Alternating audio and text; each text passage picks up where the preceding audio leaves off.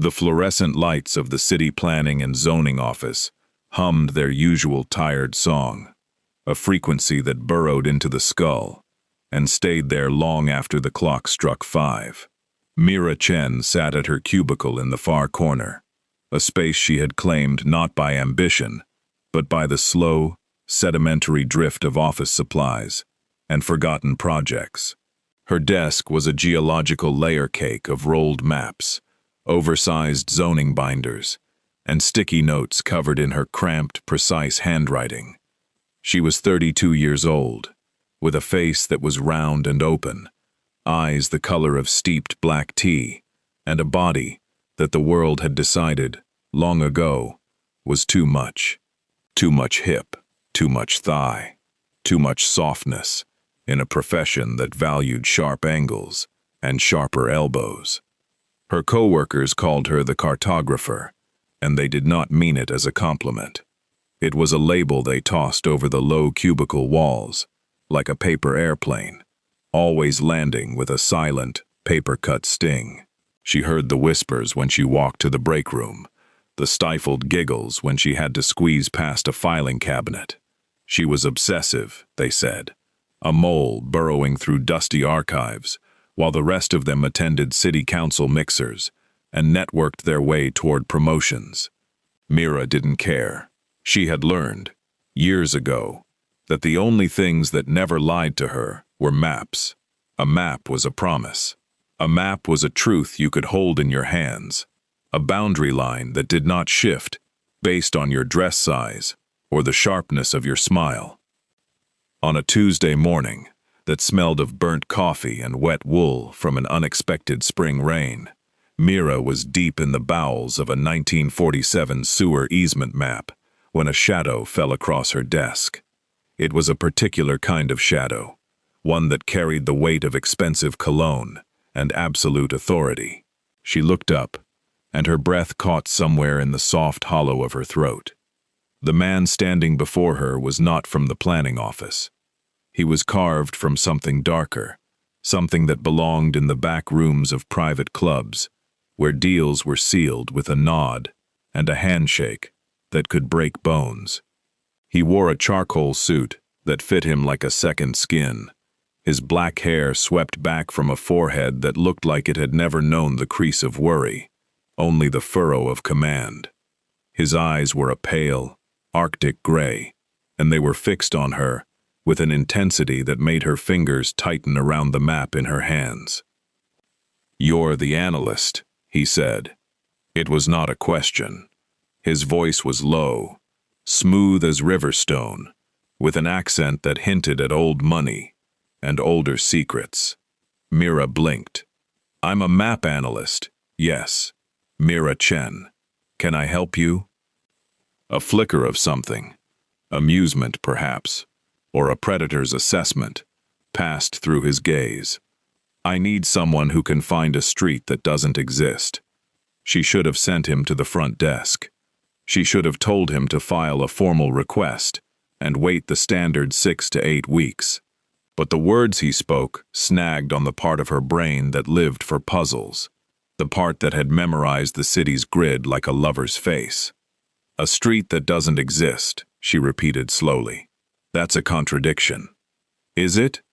He placed a folded piece of paper on top of her 1947 sewer map, covering a century-old water main with the crisp, white rectangle of the present.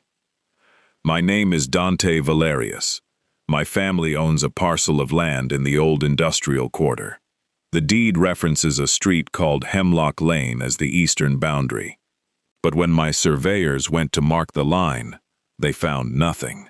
No street, no sign, just a brick wall and a row of warehouses that have been there for 60 years. Mira's heart began to beat a little faster, the way it always did when a mystery presented itself. She unfolded the paper.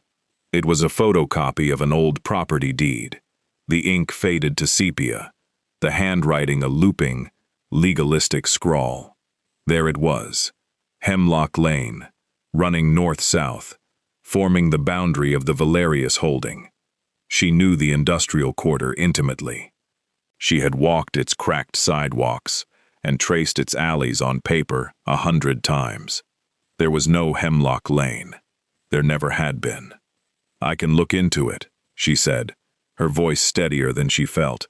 "But I'll need access to the historical archives. The really old maps, the ones that aren't digitized." Dante Valerius smiled, and it was a beautiful, terrifying thing. "I was told you were the only person in this building who actually reads the maps, instead of just filing them. I'll pay triple your standard consulting rate. And I'll need discretion." She should have said no. Every instinct that had kept her safe and invisible in this office for 7 years screamed at her to hand the paper back and return to her sewer easements. But instead, she heard herself say, "I'll need a week, and I work alone." "So do I," he said, and then he was gone, leaving only the scent of cedar and something metallic, like the air after a lightning strike. The first 3 days, Mira told herself she was just doing her job. She descended into the sub-basement of City Hall, a place the other analysts called the Tomb. It was a vast, climate-controlled vault filled with flat-file cabinets that held the city's cartographic history. Hand-drawn linen maps from the 1800s, blueprints from the Works Progress Administration, zoning amendments from the post-war boom. The air smelled of old paper and the faint, sweet decay of cellulose. She wore a headlamp and cotton gloves, and she lost herself in the work. She started with the modern GIS database, pulling up the digital parcel map of the industrial quarter. Hemlock Lane was not there. She checked the 1985 zoning atlas, the 1962 street index, the 1941 fire insurance maps. No Hemlock Lane. It was as if the street had never existed. But the deed said otherwise. The deed was a legal document, filed and notarized, and it referenced a physical feature that was supposed to be real. On the 4th day, she found the first crack in the world. She was cross-referencing a 1958 City Planning Commission report, a dry, typewritten document that detailed proposed street vacations and alley closures, when a single line stopped her heart. It was a footnote, buried in an appendix about drainage easements. The proposed vacation of Hemlock Lane, a paper street platted but never improved, is hereby denied pending further survey.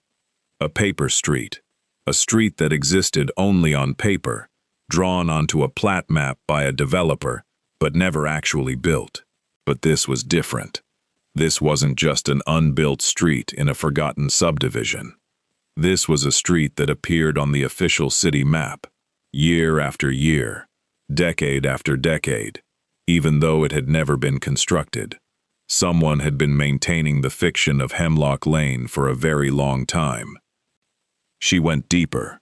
She pulled the original subdivision plat for the industrial quarter, a massive linen sheet, dated 1923. The developer had been a company called Ironwood Holdings. She traced the delicate ink lines with her gloved finger. There, Hemlock Lane, a neat, straight corridor running between 2 larger avenues. But something was wrong. The street didn't connect to anything. It dead-ended at both ends, terminating in the middle of blocks that were marked as private industrial lots. It was a street to nowhere. Mira sat back on her heels, her headlamp casting a cone of light across the vault's concrete floor. A street to nowhere, kept alive on official maps for over 70 years. Why? What was so important about a road that didn't exist? She began to cross-reference the ownership records. Ironwood Holdings had dissolved in 1947, its assets absorbed by a series of shell companies. She followed the paper trail through microfiche and dusty ledgers in the county recorder's office, her fingers growing black with ink and her eyes burning from the strain. The shell companies led to a law firm, Sterling, Blackwood and Associates, and the name Blackwood rang a bell, a dark, discordant chime in the back of her mind. She looked up the firm. It was old, established in the 1910s, specializing in real estate law, estate planning, and she felt a cold trickle down her spine, property tax appeals. The current senior partner was a man named Alistair Blackwood, a silver-haired titan of the legal community, who sat on the boards of 3 museums and a hospital. His father, Reginald Blackwood, had been the city's most powerful land use attorney in the 1950s and 60s. Reginald Blackwood had represented Ironwood Holdings. Reginald Blackwood had drafted the original deeds for the industrial quarter, and Reginald Blackwood, Mira realized with a jolt that made her hands shake, had been Dante Valerius's father's personal lawyer. The connection was a live wire, sparking in the darkness of the vault. She dug out the Valerius deed again and compared the signature of the notary to other documents from the same era. The notary was a clerk in Blackwood's office. The deed had been prepared by the same firm that had created the paper street, the same firm that had, for decades, quietly ensured that Hemlock Lane remained on every official map of the city. She needed to talk to someone who remembered. The archives could only tell her what was written down. She needed the living memory of the neighborhood, the stories that never made it into the official record. The next morning, a Saturday, Mira drove to the industrial quarter. The area was a patchwork of old brick warehouses, some converted into artist lofts and microbreweries, others still bearing the faded logos of long-dead manufacturing companies. The air smelled of roasting coffee and the faint, metallic tang of the river. She parked her car on a cracked asphalt lot and walked toward the location where Hemlock Lane should have been. It was exactly as Dante had described, a solid brick wall, at least 20 feet high, running the length of a city block. Behind it, she could see the peaks of warehouse roofs. The wall was old, the bricks darkened with age and patched with moss. There was no gap, no alley, no sign that a street had ever been planned here. But when she looked closely at the base of the wall, she saw something that made her pulse quicken. A line of newer brick, a slightly different shade of red, running vertically from the ground to about 10 feet up.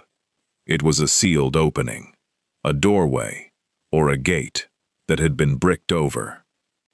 Across the street, a small shop sat wedged between 2 larger buildings. The sign above the door read, "Orlov's Antiques and Curios," and the window display was a dusty jumble of brass lamps, porcelain figurines, and old postcards. A bell jingled as Mira pushed open the door. The shop was a labyrinth of towering shelves and glass cases, the air thick with the scent of old wood and lemon polish. Behind the counter, an elderly man looked up from a newspaper. He had a face like a crumpled map himself, lined and creased, with bright, bird-like eyes that missed nothing. His hair was a wispy white cloud, and his hands, resting on the counter, were gnarled but steady. "Help you?" he asked, his voice carrying the faint trace of an Eastern European accent. "I hope so," Mira said. "I'm doing some historical research on the neighborhood. I was wondering if you knew anything about a street called Hemlock Lane." The change in the old man was instantaneous. His eyes sharpened and his hands stilled. "Hemlock Lane," he repeated. "Now there's a name I haven't heard in a long time. Why do you ask?" Mira pulled out a copy of the 1958 planning report. "I'm a map analyst with the city. I found a reference to it in some old documents, but the street doesn't seem to exist. I'm trying to figure out what happened." The old man studied her for a long moment. Then he nodded, as if coming to a decision.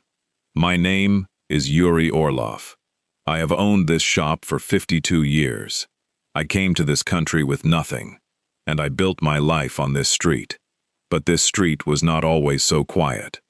He gestured to a pair of worn armchairs near the back of the shop. "Sit. I will tell you a story." Mira sat, and Yuri Orlov began to speak. His voice was low and rhythmic, the voice of a man who had told this story only to himself for a very long time. In the 1950s, this neighborhood was not industrial. It was a community. Families, mostly immigrants, Polish, Ukrainian, Italian. They built homes, small but proud. They opened shops, like this one. They had a church, a school, a park. It was called Little Europa, and it was built on land that a very powerful man wanted. Reginald Blackwood, Mira whispered. Yuri's eyes widened. You know the name. Yes. Blackwood. He was the lawyer for the Valerius family, but he had his own ambitions. He saw that the city was expanding, that the land under Little Europa was becoming valuable. He wanted to build warehouses, factories, things that would make him and his clients rich. But the people who lived here, they owned their homes. They had deeds. They would not sell. He paused, his gaze drifting to the dusty window. One night, in the spring of 1958, something strange happened. We woke up, and there was a new street sign at the end of the block. A green sign, with white letters, Hemlock Lane. No one knew where it came from. The city had not announced any new street, but the sign was there, official-looking, bolted to a post. A week later, the notices came.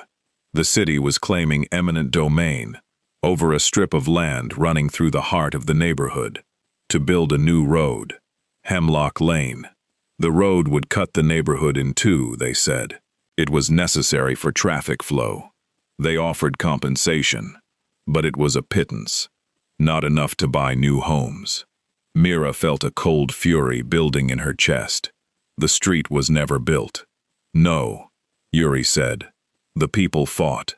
They hired a lawyer, a young man who believed in justice. But Blackwood was too powerful. He had the judges, the city council, the newspapers. The case dragged on for years, and while it dragged, the neighborhood died. People were afraid to invest in their homes. Shops closed. The church lost its congregation. One by one, families gave up and moved away. By the time the city finally abandoned the eminent domain claim, there was no one left to save. Blackwood bought the empty houses for nothing. He tore them down and built his warehouses. The street sign stayed, a ghost of a road that was never built, a weapon that had already done its work. But why keep it on the maps? Mira asked. Why maintain the fiction for all these years? Yuri leaned forward, his eyes glittering. Because the land under Hemlock Lane, the strip that was supposed to be a road, was never legally vacated. It still belongs to the city, on paper. But Blackwood's warehouses were built right over it. The property lines are a lie. If someone were to prove that Hemlock Lane was a fraud, that it was never a real street, then every building Blackwood constructed on that land would be in violation. The ownership of the entire industrial quarter would be thrown into chaos. And the Valerius family, who bought the land from Blackwood in good faith, would lose everything. Mira's mind was racing. The fake street was not just a historical curiosity. It was a trap, a time bomb buried in the city's official records, waiting for someone to step on it. And Dante Valerius, by asking her to find the street, had unknowingly armed the bomb. She thanked Yuri and left the shop, her head spinning. She had the story now. She had the evidence, the paper trail, the living testimony. But she also had a choice. She could bury her findings, tell Dante that the street was a dead end, and go back to her quiet life of sewer maps and office mockery. Or she could tell him the truth, and in doing so, ignite a war that would consume the Blackwood family, the Valerius Empire, and possibly herself. She drove home to her small apartment, a third-floor walk-up in a building that had once been a shoe factory. Her cat, a one-eyed ginger Tom named Ptolemy, greeted her with a demanding meow. She fed him, made herself a cup of jasmine tea, and sat at her kitchen table, which was covered in maps. She looked at the 1923 plat, the 1958 report, the photocopy of the Valerius deed. She thought about Yuri Orlov's face, the grief and anger that still burned in his eyes after 50 years. She thought about the families who had lost their homes, their community, their history, all because one man wanted to be richer. And she thought about Dante Valerius, the way he had looked at her, not with pity or dismissal, but with a sharp, assessing respect. He had seen her, not as the plus-size woman in the corner cubicle, but as the analyst, the expert, the one person who could solve his problem. He had trusted her with his family's legacy. She could not betray that trust. She called the number he had left her. He answered on the first ring. "I found your street," she said, "but you're not going to like what it is." They met that night in a private room at a restaurant that didn't have a sign on the door. Dante was already there when she arrived, sitting at a table with a glass of amber liquid that she suspected was not iced tea. He stood when she entered, a gesture of old-world courtesy that surprised her. She was wearing her usual work clothes, a loose cardigan over a blouse, comfortable trousers, flat shoes. She felt suddenly, acutely aware of her body, the way her hips brushed the doorframe, the way her chair creaked when she sat down. But Dante's gaze never flickered. He was looking at the folder in her hands. She spread the documents on the table. She walked him through the evidence, step by step, the way she would present a zoning variance to the Planning Commission, the 1923 plat, the 1958 footnote, the shell companies, the connection to Reginald Blackwood. She told him Yuri Orlov's story, the street sign that appeared overnight, the neighborhood that was stolen one brick at a time. When she finished, Dante was silent for a long time. His face was a mask, but his hands, resting on the table, were clenched into fists. The knuckles were white. "Blackwood," he said finally, "the name a curse. He was my father's most trusted advisor. He handled everything, the estate, the trusts, the property acquisitions. When my father died, Blackwood was the executor of the will. He told me the industrial quarter was a legacy investment, a stable asset. He never mentioned a fake street. He never mentioned a stolen neighborhood. He built a trap into the records," Mira said. "If anyone ever challenged the property lines, the whole thing would unravel. The city would have grounds to seize the land. Your family would be ruined, and Blackwood's firm would walk away clean, because the fraud was committed by a dead man." Dante looked at her, and for the first time, she saw something other than cold command in his eyes. She saw pain, betrayal, and a burning, incandescent rage. "Can we prove it?" "I can prove that Hemlock Lane was never a real street," Mira said. "I can prove that it was added to the maps by Blackwood's firm, for the purpose of an eminent domain claim that was later abandoned.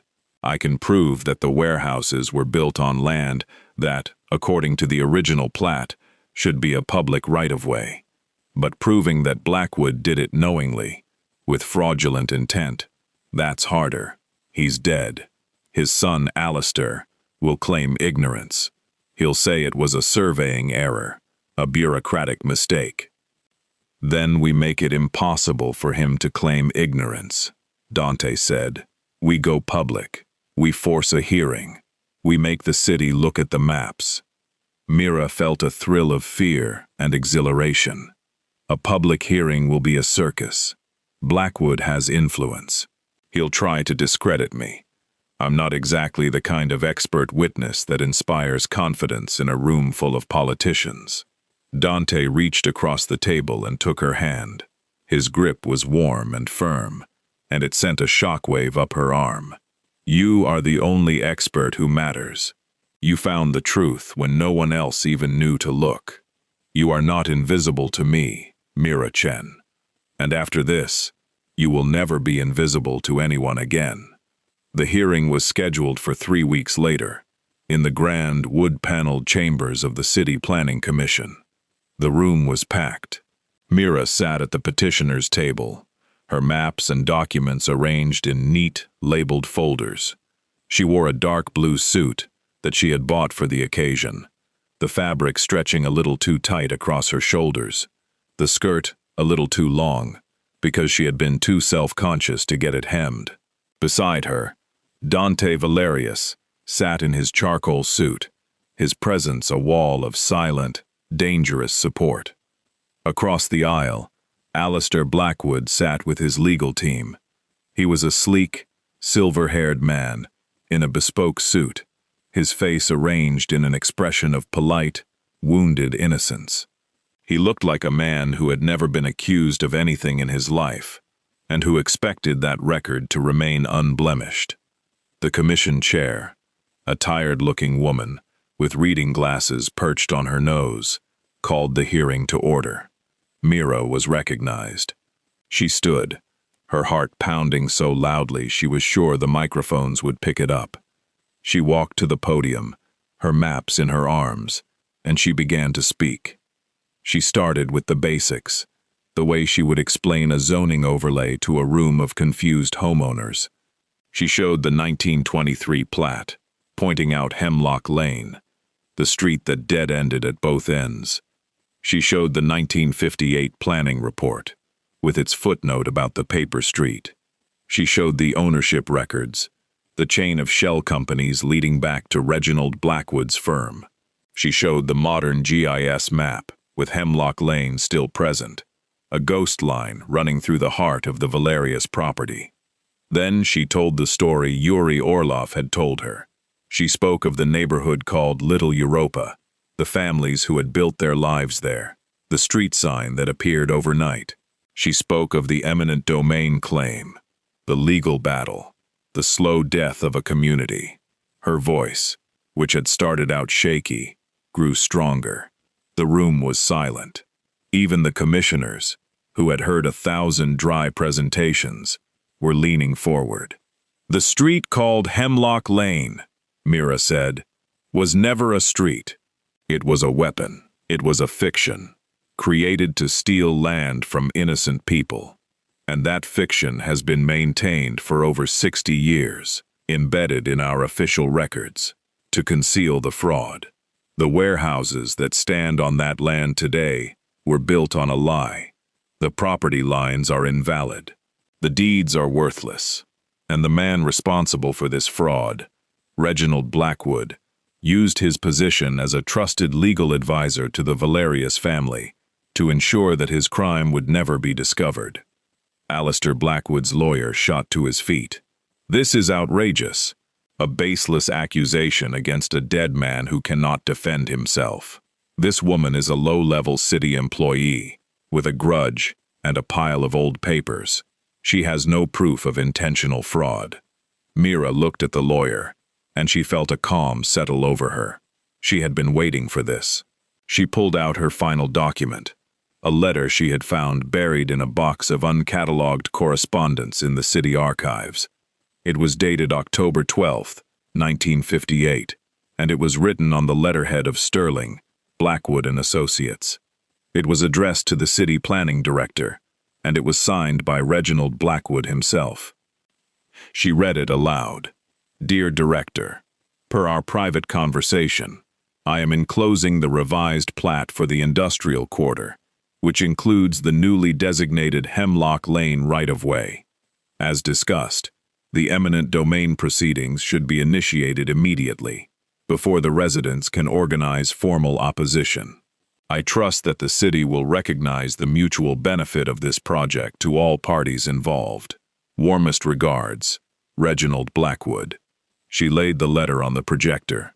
The room erupted. The letter was a smoking gun, a direct link between Blackwood and the fraudulent creation of the street. It proved that the street was not a surveying error, but a deliberate, premeditated act of conspiracy. Alistair Blackwood's face went white. His lawyer was shouting objections, but the commission chair was banging her gavel, calling for order. The reporters in the back row were typing furiously on their phones. Mira stepped back from the podium. She had done it. She had exposed the lie. She had given a voice to the ghosts of little Europa. She looked at Dante, and he was looking at her with an expression she had never seen on his face before. It was not just respect. It was awe, and something deeper, something that made her breath catch in her throat. The commission voted to open a formal investigation into the Hemlock Lane fraud. The city attorney announced that all property titles in the industrial quarter would be reviewed. Alistair Blackwood fled the chamber, pursued by a swarm of reporters. His family's legal empire, built on a foundation of stolen land, began to crumble. Outside the hearing room, in the marble hallway, Mira leaned against a pillar and tried to remember how to breathe. Her hands were shaking. Her whole body was shaking. She had spent 7 years being invisible, and now she had just detonated a bomb in the middle of the city's power structure. Dante appeared beside her. He didn't say anything. He just stood there, a solid, silent presence, until her breathing slowed. Then he said, "Come with me." He took her to a small park a few blocks from City Hall, a pocket of green tucked between 2 office towers. The sun was setting, painting the sky in shades of rose and gold. They sat on a bench, and for a long time, neither of them spoke. "My father," Dante said finally, "was not a good man. He built his empire on fear and violence. But he loved this city. He believed in building things that would last. When he bought the industrial quarter from Blackwood, he thought he was securing a legacy for his children. He never knew it was built on a lie." "What will happen now?" Mira asked. "The investigation will take years. The property lines will be redrawn. Some of the warehouses will have to be torn down. My family will lose a great deal of money." He turned to look at her, his gray eyes soft in the fading light. "But we will not lose our honor. You gave us that. You gave us the truth." Mira looked down at her hands, still smudged with ink from the archives. "I was just doing my job." "No," Dante said. "You were doing something much more dangerous. You were doing what was right." He reached out and gently tilted her chin up, so that she was forced to meet his gaze. "I have spent my whole life surrounded by people who tell me what I want to hear. You are the first person who has ever told me a truth that could destroy me. And you did it to save people you never knew, a neighborhood that died before you were born. That is not just a job. That is a vocation." He leaned in, and she felt the world narrow to the space between them. His lips brushed hers, a question more than a kiss. She answered by leaning into him, her hands coming up to grip the lapels of his jacket. The kiss deepened, and it was not gentle. It was fierce and demanding, and full of all the tension and fear and adrenaline of the past weeks. When they finally broke apart, they were both breathing hard. "I want you to work for me," Dante said, his voice rough. "Not as an analyst, as a partner. Help me rebuild the Valerius holdings. Help me make sure that what we build is real and honest, just." Mira thought about her cubicle, the humming fluorescent lights, the whispered jokes. She thought about the maps waiting for her in the tomb, the centuries of history waiting to be read. She thought about Yuri Orlov, who had kept the memory of little Europa alive for 50 years, waiting for someone to listen. "Yes," she said, "but I have conditions." Dante smiled, that beautiful, terrifying smile. "I would expect nothing less." The weeks that followed were a whirlwind. Mira quit her job at the planning office, walking out with a cardboard box of her personal effects, and her head held high. Her co-workers watched her go, their faces a mixture of shock and grudging respect. The cartographer had turned out to be the most dangerous person in the building. She set up an office in a restored warehouse on the edge of the industrial quarter, a space that Dante had offered her rent-free. The walls were lined with flat file cabinets, and a massive oak table in the center of the room served as her work surface. She hired a team of young historians and GIS specialists, people who shared her obsession with the hidden stories of the city. They called themselves the Cartographic Institute, and their mission was to map the truth. The investigation into the Hemlock Lane fraud uncovered more than anyone had expected. Reginald Blackwood had not just stolen one neighborhood. He had used the same paper street trick in 3 other parts of the city, manipulating property lines to benefit his clients and himself. The Blackwood family's assets were frozen. Alistair Blackwood was disbarred and faced criminal charges. The law firm that had been a pillar of the city's establishment for a century collapsed overnight. Yuri Orlov became a minor celebrity. He was interviewed by newspapers and television stations, his story a symbol of the little guy finally getting justice. Mira visited him often, bringing pastries from the bakery that had opened in one of the reclaimed warehouses.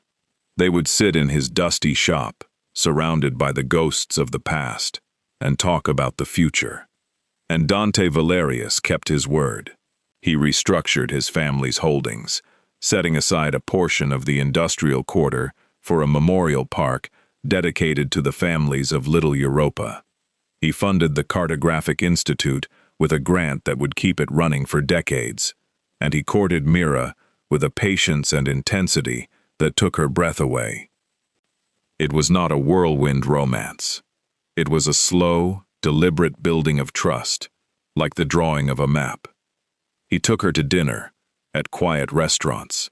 He walked with her through the city's forgotten neighborhoods, listening as she pointed out the architectural details and hidden histories. He learned to read maps, sitting beside her at the oak table as she explained the language of contour lines and easements. And she learned to read him, the shadows in his eyes, the weight of the legacy he carried, the fierce, protective love he felt for the people who were now under his care. One evening, 6 months after the hearing, they were standing on the roof of the warehouse that housed her institute. The city sprawled before them, a glittering grid of lights. Dante was behind her, his arms wrapped around her waist, his chin resting on her shoulder. She leaned back into him, feeling the solid warmth of his chest against her back. "I have a gift for you," he said. He handed her a rolled-up piece of paper. She unrolled it, and her breath caught. It was a map, hand-drawn on heavy linen, in the style of the 19th century cartographers she loved. It showed the industrial quarter, but not as it was. It showed the neighborhood as it had been in 1955, before the street sign appeared. Every house, every shop, every tree was drawn in exquisite detail. The church, the school, the park, and in the center of it all, a small, hand-lettered label, Little Europa. "How did you do this?" she whispered. "I found Yuri's old photographs. I talked to the surviving families. I hired an artist. It's not perfect, but it's a start, a record of what was lost." Mira turned in his arms, the map clutched to her chest. Her eyes were full of tears. "This is the most beautiful thing anyone has ever given me." "You gave me something more valuable," Dante said. "You gave me the truth. You gave me a chance to be something other than my father's son. You saved my empire, Mira. But more than that, you saved my soul." He kissed her then, and it was not a question. It was a promise, a vow, a new street being drawn on the map of their lives, one that would lead them into a future neither of them had ever dared to imagine. The city planning office eventually hired a new map analyst to fill Mira's old cubicle. The fluorescent lights still hummed. The coffee still tasted burnt. But on the wall of the break room, someone had pinned a newspaper clipping from the day of the hearing. The headline read, "Local Analyst Unearths Decades-Old Land Fraud." And beneath it, in black marker, someone had written, "Never underestimate the cartographer." Mira never saw it. She was too busy drawing new maps. Maps that told the truth. Maps that honored the past. maps that built a future. And every night, she went home, to a man who looked at her as if she were the most precious territory he had ever been privileged to claim. Not as a possession, but as a partner, an equal. A love that was plotted not in straight lines, but in the beautiful, winding curves of a life fully lived.